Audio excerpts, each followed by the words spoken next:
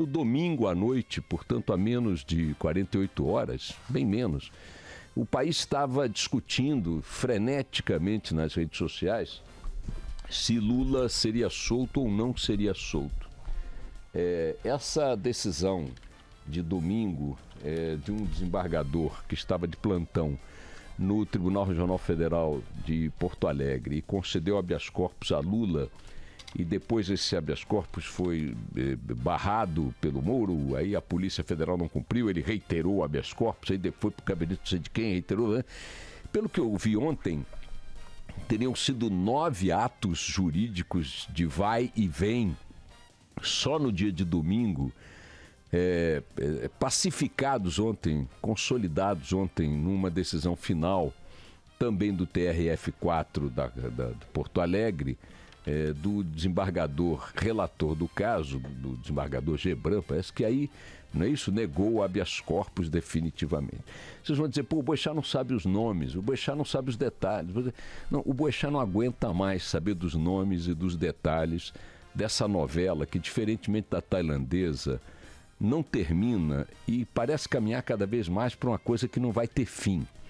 É aquele tipo de enredo que a cada momento encontra um vilão novo, um mocinho novo, uma donzela nova, uma megera nova, um ladrão novo, e vai indo, você acha que a coisa, ninguém aguenta mais, parece aquele seriado Dallas, sabe, que tinha nos anos, sei lá, 70, 80, toda vez eu digo, esse troço não vai acabar nunca. Parece aquelas novelas mexicanas de 700 mil capítulos, ou brasileiras mesmo, 700 mil capítulos. E o que é curioso é o seguinte, é isso que eu quero linkar com a observação desta manhã. Não dá ibope. Não dá ibope. Se desse ibope, a reação pública seria algo visível fora das redes sociais, dos grupos ativos nas redes sociais à direita e à esquerda. Se desse ibope, estaria fora das redações dos jornais, das televisões, das rádios. Se desse ibope, estaria fora do ambiente circunscrito à política ou ao judiciário. Sabe, uma declaração aqui, aí vem um especialista de lá, diz uma coisa, vem outro especialista de lá, diz outra. Isso significa, minha gente, pura e simplesmente o seguinte, a sociedade brasileira, e esse é um entendimento que eu não quero impor a ninguém nem nada, é uma observação que acho até curiosa, porque nem mesmo nos jornais hoje sobrevive de forma expressiva a discussão em torno do tema. Há ainda referências ao fato, claro, são menos de 48 horas depois do evento, há chamadas na primeira página da Folha de São Paulo, e é a principal manchete do estado de São Paulo. No jornal O Globo, se eu não estou me equivocando, vou olhar outra vez aqui, não tem sequer um registro na primeira página a respeito do tema. E cá entre nós, também não está se discutindo mais o assunto, né? Com a efervescência sequer que lembre, nem de longe, o blá blá blá de domingo. Por que o blá blá blá? Porque o assunto não é sério? Não, eu diria que é sério. Ele é sério, ele envolve a decisão de manter na cadeia ou não uma figura política que está na liderança das pesquisas eleitorais há 3 meses da eleição. Ele envolve a decisão de manter na cadeia ou não uma figura política, uma figura pública que presidiu o Brasil por 2 mandatos, elegeu sua sucessora 2 vezes, etc, etc e tal.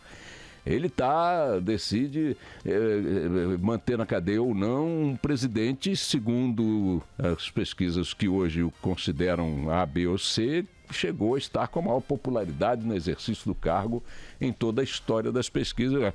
Então não é uma coisa que não tenha lá seu peso, sua importância. Mas me parece que na sabedoria da população, o fastio, o cansaço, o entojo em torno do tema se impõe, porque ela não aguenta mais que as instituições que se relacionam com isso, e a imprensa está no bolo, não consigam lhe apresentar um desfecho do enredo, um desfecho da trama, da novela, porque a cada momento, repito, tem um vilão novo, um mocinho novo, dando um tiro numa direção onde antes não havia tiro nenhum. Uma donzela que jamais se imaginou que se quereria ver cobiçada, né? Nada, zero. Todo dia tem um borobobó, uma encheção de saco por causa do que vai ser do Lula ou do que está sendo do Lula. E quando eu digo que é uma encheção de saco, eu não estou dizendo que não seja importante definir esse horizonte de maneira clara e definitiva, porque, repito, há importância intrínseca na figura e no que está relacionado a ele. Eu estou dizendo que enche o saco porque não se decide. Não se decide. Ontem, e quem está dizendo isso já feito uma ladainha de muitos meses, não sou eu, ontem a Procuradoria-Geral da República disse, olha, queríamos que o Superior Tribunal de Justiça fosse a instância mínima, em outras palavras foi isso, para decidir coisas relacionadas ao Lula. Porque já foram solucionadas em outras instâncias e em outras instâncias continuam acontecendo as convulsões como a de domingo, produzindo toda esse bafafá, né? Esse movimento tectônico nas redações, no judiciário, no Congresso e essa história toda.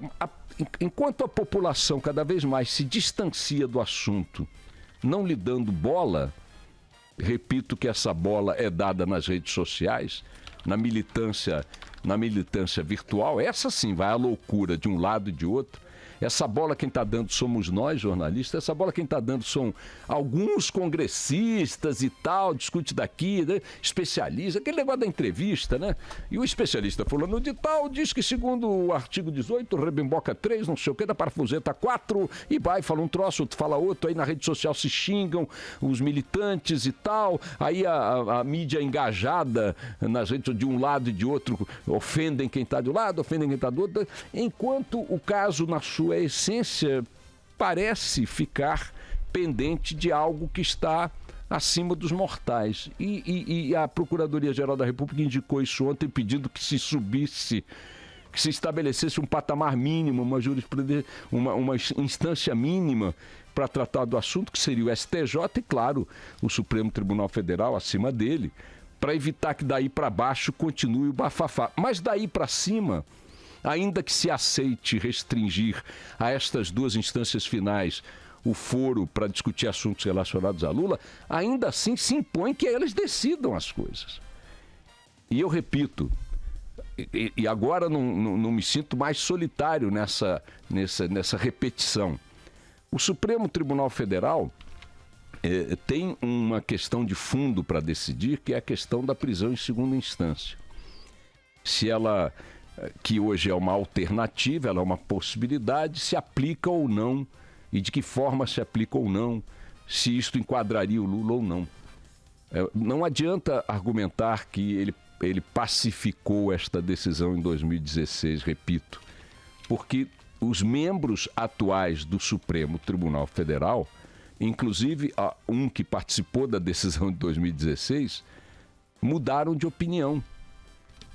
Houve substituições por morte e houve uma mudança de opinião de um dos integrantes daquela votação. Como eles não conseguem chegar ao plenário para tomar uma decisão novamente que seja definitiva enquanto dure, porque paciência, vai se fazer o quê? Daí para baixo, todo mundo, cada qual atira numa direção. E notem, sequer a opinião pública está dando indicações de que está interessada na discussão, porque não se viu meia dúzia de pessoas na rua, exceto a militância aqui e ali, mobilizada para nada. Você não tem um movimento popular numa direção ou noutra. Significa que o assunto continua sendo um grande entrave à definição de um horizonte eleitoral que tem 3 meses para estar decidido, continua sendo um grande entrave, não porque haja um clamor popular numa direção ou noutra, mas porque os donos da festa não sabem se servem salgadinho ou doce, bebida alcoólica ou refrigerante. Então, a Procuradoria-Geral da República fez essa solicitação ontem. determinando, enfim, ou melhor, solicitando que o STJ passe a ser a instância para julgar habeas corpus feitos em favor do ex-presidente Lula, preso em Curitiba. Todo esse procedimento aí, essas medidas, mostram a excepcionalidade que o caso tem em função da figura que envolve. Negar isso é uma bobagem, minha gente. Não se trata de manifestar qualquer apreço ou desapreço a quem quer. Se trata de dizer o seguinte: por mais que possa ser atípico o tratamento dado a este caso, ele é atípico porque a figura alvo de toda a discussão também não é uma figura comum. Tem esse conjunto de fatores a que eu me referi há pouco. Então é preciso que o Supremo Tribunal Federal estabeleça, acenda o farol em meio ao nevoeiro e que ali fique com ele aceso na direção em que quiser iluminar. E que seus ministros sejam julgados aí pela história, pelos seus contemporâneos e tal, em função dos votos e das decisões que tomarem e dos efeitos que elas venham a produzir. O que não se pode é viver a ilusão de que o Supremo conseguirá cumprir o seu papel constitucional do jeito que está operando hoje. Os caras batendo cabeça até para ver quem entra primeiro no banheiro. Eles não se acertam lá em relação a coisas do cotidiano. Um manda botar a tornozeleira, outro manda tirar, um diz que não julga que vai para o plenário, outro tira do plenário, um diz que não vai pautar, outro quer que paute de ofício e não sei o quê. E as coisas não andam. E enquanto não andam, repito o que disse ontem, está cheio de maluco lá nas instâncias inferiores, ora querendo revogar a Lei Áurea, ora querendo determinar não sei o quê. Você dá espaço para o oportunismo, né, da militância à direita e à esquerda, ficar apresentando petições e não sei o quê, em plantão judicial, juiz amigo, juiz inimigo, tudo que não deveria haver ou que houvesse sem espaço para prosperar, né? Então é isso. Falta de assunto é esse desespero mesmo. Coisa chata esse papo, viu? Vamos nessa.